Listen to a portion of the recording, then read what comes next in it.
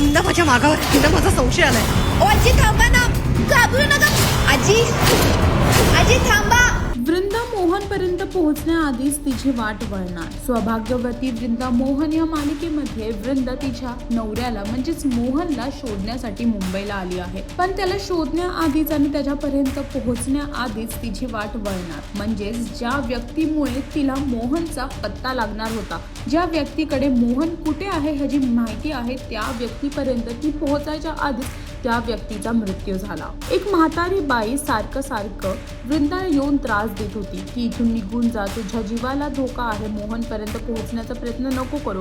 पण जेव्हा त्या बाईचा वृंदाने पाठलाग केला तेव्हा त्या बाईला संशय आला की वृंदाला तिच्यावरती संशय आला आहे की त्या बाईला मोहनचा पत्ता माहिती आहे आणि त्या बाईपर्यंत पोहोचण्याआधीच एका बिल्डिंगमध्ये ती बाई जाते आणि तिथून उडी मारते आणि वृंदाच्या समोरच त्या म्हातारी बाईचा मृत्यू होतो. आता बघायचं आहे की नक्की ह्या सर्वाच्या मागे कोणती व्यक्ती आहे जी वृंदाला मोहनपर्यंत पोहोचून देत नाहीये. हे पाहण्यासाठी तुम्हाला सौभाग्यवती वृंदा मोहन ही मालिका पाहावी लागेल. आणि अजून अशी लेटेस्ट अपडेट जाणून घेण्यासाठी टेलीचक्कर रिजनलला सबस्क्राईब करायला विसरू नका.